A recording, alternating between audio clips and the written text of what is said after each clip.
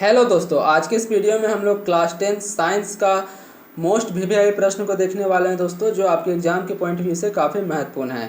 क्योंकि दोस्तों अब आप लोग के एग्जाम में अधिक समय नहीं बचा हुआ है। 6 तारीख से आप लोगों का एग्जाम स्टार्ट है और अभी तक आप लोगों का मॉडल पेपर भी नहीं जारी हुआ है।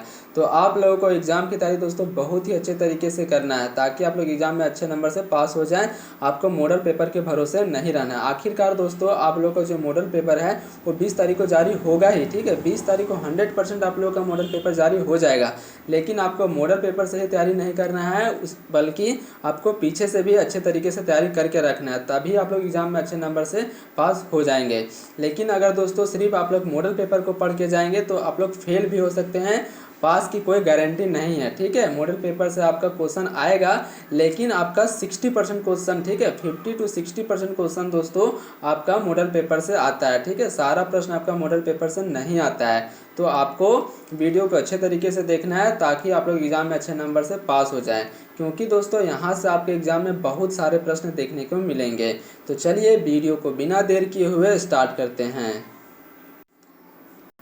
पहला प्रश्न देखिए दोस्तों, आपके स्क्रीन पे है।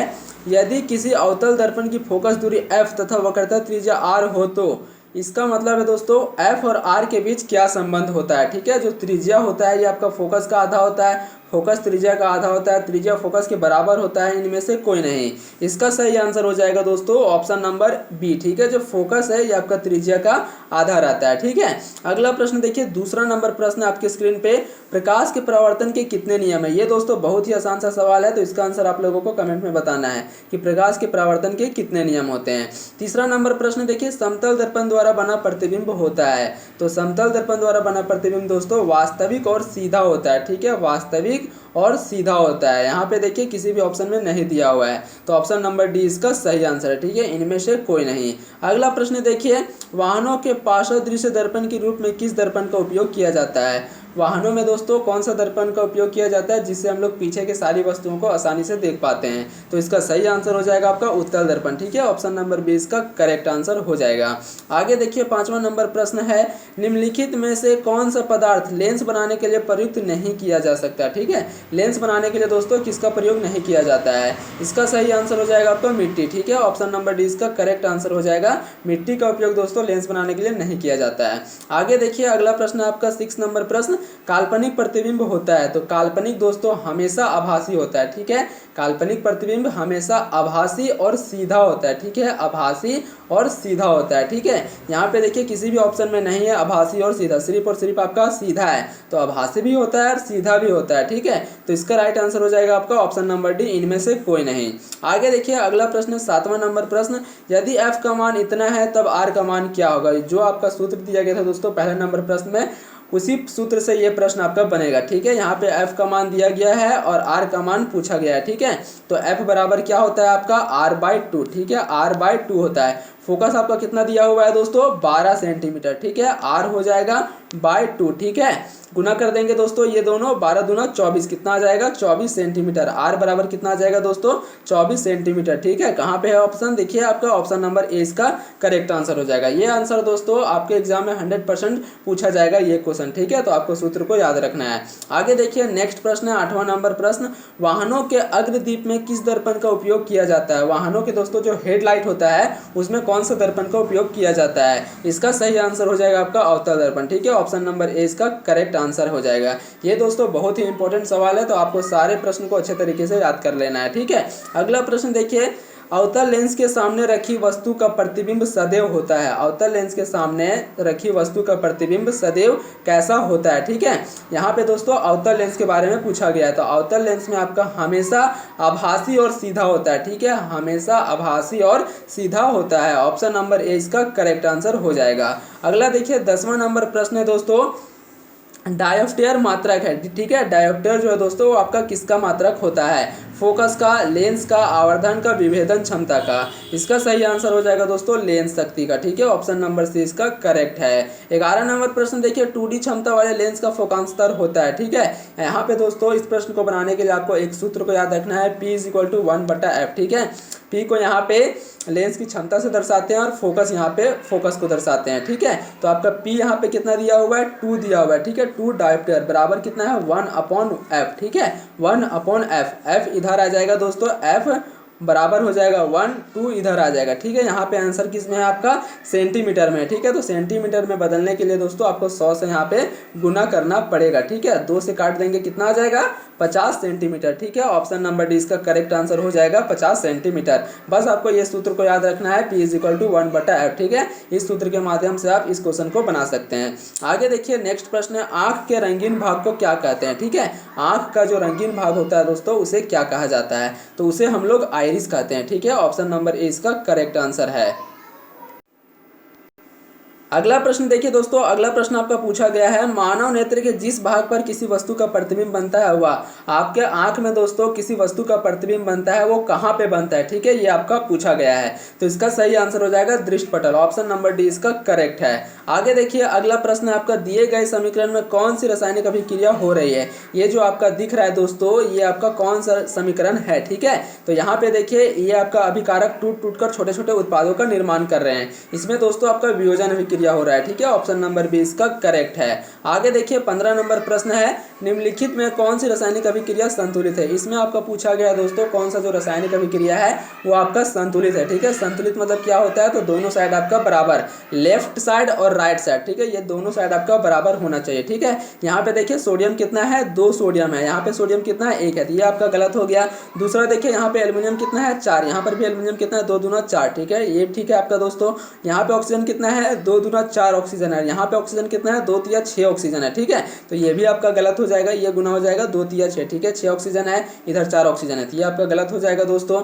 आगे देखिए सी नंबर है आपका, यहाँ पे कॉपर कितना है, 2, यहाँ पे कॉपर कितना है, 1, ये भी आपका गलत हो गया। यहाँ पे जिंक कितना है दोस्तों आपका, 1, यहाँ पे जिंक कितना है, 1, ये ठीक है आपका। कॉपर कितना है, 1, ठीक है, यहाँ पे कॉपर कितना है, 1, ये भी ठीक है आपका। SO4 यहाँ पे 1 है, यहाँ पर भी आपका SO4 1 है। ठीक है, तो देखिए दोनों साइड आपका बराबर हो गया, लेफ्ट साइड और राइट साइड। ठीक है, तो ये जो आपका समीकरण है ये आपका संतुलित है। ठीक है, ऑप्शन नंबर डी इसका राइट आंसर है। आगे देखिए 16 नंबर प्रश्न है, दिए गए समीकरण में किस पदार्थ का उपचयन तथा अपचयन हो रहा है। यहाँ पे आपका पूछा गया दोस्तों किसमें उपचयन हो रहा है और किसमें अपचयन हो रहा है। ठीक है, उपचयन मतलब जिसमें ऑक्सीजन जुड़ता है और अपचयन मतलब जिसमें ऑक्सीजन का ह्रास होता है। ठीक है, तो यहाँ पे देखिए ऑक्सीजन किसके साथ जुड़ रहा है, कार्बन के साथ ऑक्सीजन जुड़ रहा है। ठीक है, तो उपचयन किसका हो रहा है दोस्तों, यहाँ पे आपका यहाँ पे देखिए PbO + Cu इक्वल टू क्या है, Pb प्लस यहाँ पे CuO हो जाएगा। ठीक है, Cu यहाँ पे O हो जाएगा, तो उपचयन किसका हो रहा है दोस्तों, कॉपर का। ठीक है, यहाँ पे ऑप्शन बी इसका करेक्ट आंसर हो जाएगा।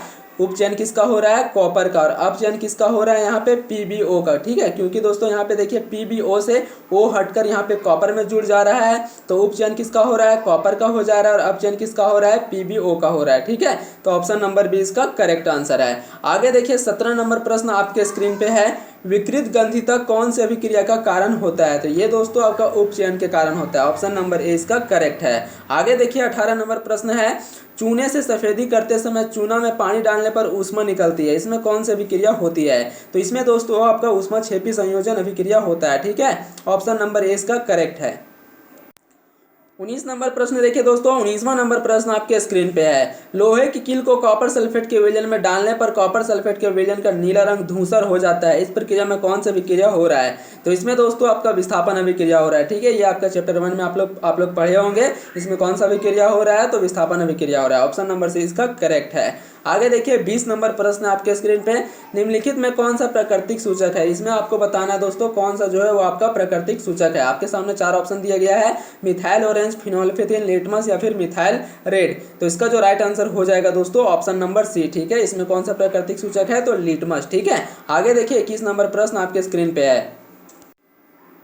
21 नंबर प्रश्न है दोस्तों आपका, हड्डियों को जोड़ने के लिए डॉक्टर किस लवण का प्रयोग करता है, इसमें पूछा गया दोस्तों अगर किसी का मान लीजिए पैर टूट जाता है तो पैर को जोड़ने के लिए, ठीक है, हड्डियों को जोड़ने के लिए किसका उपयोग करता है, डॉक्टर। ठीक है, तो यहाँ पे देखिए ऑप्शन नंबर सी इसका राइट आंसर हो जाएगा CaSO4.1/2H2O। ठीक है, प्लास्टर ऑफ पेरिस का आप लोग देखे होंगे, अगर किसी का पैर टूट जाता है तो उसमें प्लास्टर ऑफ पेरिस लगा हुआ रहता है। ठीक है, वो आपका हड्डियों को जोड़ता है। ठीक है, उसका जो सूत्र होता है दोस्तों CaSO4.1/2 H2O, कैल्शियम सल्फेट, अर्ध हाइड्रेट, हेमोहाइड्रेट। ठीक है, इसको आपको याद रखना है क्योंकि यह सूत्र आपके एग्जाम में पूछा जा सकता है कि प्लास्टर ऑफ पेरिस का सूत्र क्या है। ठीक है, तो देखिए 22 नंबर प्रश्न है दोस्तों, प्लास्टर ऑफ पेरिस का सूत्र क्या है। देखिए यहाँ पे आपका क्वेश्चन पूछ लिया गया है कि प्लास्टर ऑफ पेरिस का सूत्र क्या है, तो मैंने आप लोगों को बता दिया। इसका सही आंसर क्या हो जाएगा, ऑप्शन नंबर सी। ठीक है, CaSO4.1/2H2O। आगे देखिए 23 नंबर प्रश्न है दोस्तों, दिए गए समीकरण में कौन अभिक्रिया हो रहा है। ये जो आपका समीकरण दिख रहा है दोस्तों, इसमें कौन सा अभिक्रिया हो रहा है। ठीक है, तो इसमें देखिए दो अभिकारक मिलकर एक उत्पाद का निर्माण कर रहे थे, इसमें क्या हो रहा है, आपका संयोजन अभिक्रिया हो रहा है। ठीक है, ऑप्शन नंबर ए इसका करेक्ट है। आगे देखिए 24 नंबर प्रश्न है आपका, खट्टे फल में कौन सा अम्ल पाया जाता है। ये बहुत ही इंपॉर्टेंट सवाल है दोस्तों कि खट्टे फल में कौन सा अम्ल पाया जाता है। इसका आंसर आप लोगों को कमेंट में जरूर बताना है। ठीक है, कि खट्टे फल में कौन सा अम्ल पाया जाता है। आपका ऑप्शन है एसिटिक, सेट्रिक, लैक्टिक या फिर ऑक्सैलिक। ठीक है, आगे देखिए 25 नंबर प्रश्न है आपका, कोई विलयन अंडे के पीसे हुए कवच से अभिक्रिया कर एक गैस उत्पन्न करता है जो चूने के पानी को धूतिया कर देती है, इस विलयन में क्या होगा। ये दोस्तों बहुत ही इंपॉर्टेंट सवाल है आपके एग्जाम के व्यू से। इसका जो राइट आंसर हो जाएगा आपका HCl। ठीक है, हाइड्रोजन क्लोराइड। आगे देखिए 26 नंबर प्रश्न है, कोई विलयन नीले लिटमस पत्र को लाल कर देता है, इसका pH मान क्या होगा। नीले को लाल कर दे रहा है मतलब दोस्तों क्या हो जाएगा, क्षार। ठीक है, अगर लाल को नीला करता है तो क्या हो जाएगा, अम्ल, लेकिन नीले को लाल कर दे रहा है तो क्या हो जाएगा आपका क्षार। सॉरी फ्रेंड्स, हमसे गलती हो गया। आपका जो यहाँ पे हो जाएगा दोस्तों, अगर नीले को लाल कर रहा है, ठीक है, नीले को लाल कर रहा है तो यहाँ पे क्या हो जाएगा आपका अम्ल। ठीक है, नीले लिटमस पत्र को अगर लाल कर देता है दोस्तों तो क्या हो जाएगा अम्ल, और लाल लिटमस पत्र को अगर नीला कर देते हैं तो वो क्या हो जाता है क्षार। ठीक है, तो यहाँ पे देखिए आपका पूछा गया है नीले लिटमस पत्र को लाल कर देता है तो क्या हो जाएगा अम्ल हो जाएगा। ठीक है, लेकिन अगर यहीं पे पूछता कि लाल लिटमस पत्र को नीला हो जाता तब क्या हो जाता क्षार। ठीक है, मैंने आप लोगों को गलत बता दिया था दोस्तों, तो आप लोग मुझे क्षमा करेंगे। ठीक है, क्योंकि वो जल्दी जल्दी के चक्कर में गलत हो गया था। ठीक है, तो इसका जो सही आंसर हो जाएगा आपका 2, ऑप्शन नंबर सी इसका करेक्ट आंसर हो जाएगा। नीले को लाल कर दे रहा है मतलब क्या होगा, अम्ल हो जाएगा। ठीक है, ऑप्शन नंबर सी इसका करेक्ट है। आगे देखिए 27 नंबर प्रश्न है दोस्तों, अमीबा अपने किस अंग से भोजन का पाचन करता है। ये दोस्तों बहुत ही महत्वपूर्ण सवाल है कि अमीबा अपने किस अंग में भोजन का पाचन करता है, और इसका आंसर आप लोगों को कमेंट में जरूर बताना है। ठीक है, ये बहुत ही महत्वपूर्ण सवाल है दोस्तों आपके एग्जाम के व्यू से, ये आपके एग्जाम में 100% पूछा जाएगा। ठीक है, तो इसका आंसर आप लोगों को कमेंट में जरूर बताना है। आगे देखिए 28 नंबर प्रश्न है, पाचन प्रक्रिया में आमाशय में कौन प्रोटीन का पाचन करता है। ठीक है, यहाँ पे बोला गया दोस्तों आमाशय में प्रोटीन का पाचन कौन करता है, ये भी बहुत ही महत्वपूर्ण सवाल है। तो इसका सही आंसर हो जाएगा आपका पेप्सिन, ऑप्शन नंबर सी इसका करेक्ट है। आगे देखिए 29 नंबर प्रश्न है, निम्नलिखित में से किस जीव में प्राणी संभोजी पोषण होता है। तो इसका सही आंसर हो जाएगा दोस्तों अमीबा। ठीक है, ऑप्शन नंबर सी इसका करेक्ट है। आगे देखिए 30 नंबर प्रश्न है, मानव हृदय में कितने कोष्ठक होते हैं। ठीक है, तो इसमें दोस्तों आपका टोटल 4 कोष्ठक होते हैं। ठीक है, बायां अलिंद बायां नीलय, दायां अलिंद दायां नीलय। ठीक है, ये आपका टोटल कितने कोष्ठक होते हैं, तो टोटल 4 कोष्ठक होते हैं। ऑप्शन नंबर डी इसका करेक्ट है। 31वां नंबर प्रश्न देखिए दोस्तों आपके स्क्रीन पे है, निम्नलिखित में कौन भोजन के माध्यम को क्षारीय करता है। ये भी दोस्तों बहुत ही महत्वपूर्ण सवाल है और इसका आंसर आप लोगों को कमेंट में बताना है। ठीक है, मैंने आप लोगों को 2 प्रश्न अभी तक दिया दोस्तों, दोनों का आंसर आप लोगों को कमेंट में जरूर बताना है। 32 नंबर प्रश्न देखिए, उत्सर्जन तंत्र की क्रियात्मक इकाई क्या है। तो इसका सही आंसर हो जाएगा आपका विरकाणु, ऑप्शन नंबर सी इसका करेक्ट है। आगे देखिए 33 नंबर प्रश्न, निम्नलिखित में से कौन वाष्पोत्सर्जन के द्वारा नहीं होता है। ठीक है, वाष्पोत्सर्जन के द्वारा नहीं होता है। ये क्वेश्चन दोस्तों बहुत ही लंबा है, तो इसको आपको खुद पढ़ना है और इसका भी आंसर आप लोगों को कमेंट में बताना है कि इसका आंसर क्या होगा। ठीक है, 33 नंबर का।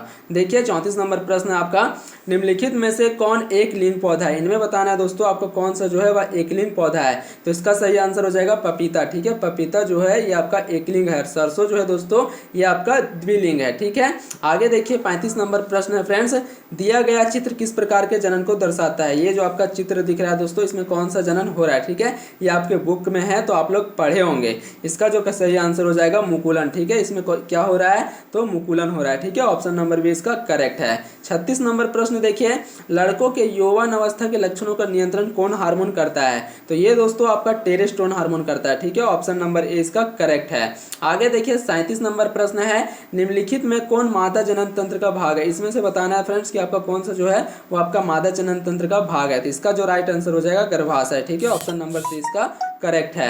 आगे देखिए 38 नंबर प्रश्न है दोस्तों, हमें जितनी भी ऊर्जा का उपयोग करते हैं, ठीक है, हम जितनी भी ऊर्जा का उपयोग करते हैं उनमें से अधिकांश पर सौर ऊर्जा से उत्पन्न होते हैं। निम्नलिखित में से कौन सा ऊर्जा जो है स्रोत अंतर सौर ऊर्जा से उत्पन्न नहीं है। इनमें से आपको बताना है दोस्तों कौन सा जो ऊर्जा है वह सौर ऊर्जा से उत्पन्न नहीं है। ठीक है, तो इसका जो सही आंसर हो जाएगा जैव ऊर्जा। ठीक है, ये आपका सड़े गले पदार्थों से जैव ऊर्जा प्राप्त किया जाता है। आगे देखिए 39 नंबर प्रश्न है आपका, निम्नलिखित में से कौन नवीनीकरणीय ऊर्जा स्रोत है। इनमें से आपको बताना है दोस्तों कौन सा जो नवीनीकरणीय ऊर्जा स्रोत है। नवीनीकरण मतलब दोस्तों कभी समाप्त नहीं होगा, वो हमेशा के लिए होगा। ठीक है, अगर आप एक बार यूज कर लेते हैं तो उसे दोबारा भी यूज कर सकते हैं, वह खत्म नहीं होगा। ठीक है, तो इसका सही आंसर हो जाएगा सौर ऊर्जा। ठीक है, सौर ऊर्जा क्या है आपका नवीनीकरणीय ऊर्जा, ये आपका कभी खत्म होगा तो कभी खत्म नहीं होगा सौर ऊर्जा। ठीक है, ये आपका हमेशा रहेगा। आगे देखिए 40 नंबर प्रश्न है, निम्नलिखित में से कौन जैव मात्रा ऊर्जा स्रोत का उदाहरण नहीं है। इनमें से आपको बताना है दोस्तों कौन सा जो है वो आपका जैव मात्रा ऊर्जा का स्रोत का उदाहरण नहीं है। ठीक है, तो इसका सही आंसर हो जाएगा नाभिकीय ऊर्जा। ठीक है, ऑप्शन नंबर से इसका करेक्ट आंसर हो जाएगा। ये था दोस्तों साइंस का 40 VVI क्वेश्चन जो आपके एग्जाम के पॉइंट ऑफ व्यू से बहुत ही महत्वपूर्ण है। आप लोगों के एग्जाम में यहाँ से दोस्तों बहुत सारे प्रश्न देखने को मिलेंगे, तो वीडियो को आप लोग 2-3 बार देखिए ताकि आप लोग एक बार में सब कुछ सारा प्रश्न याद हो जाए। ठीक है, मिलते हैं दोस्तों नेक्स्ट वीडियो में, तब तक के लिए जय हिंद जय भारत।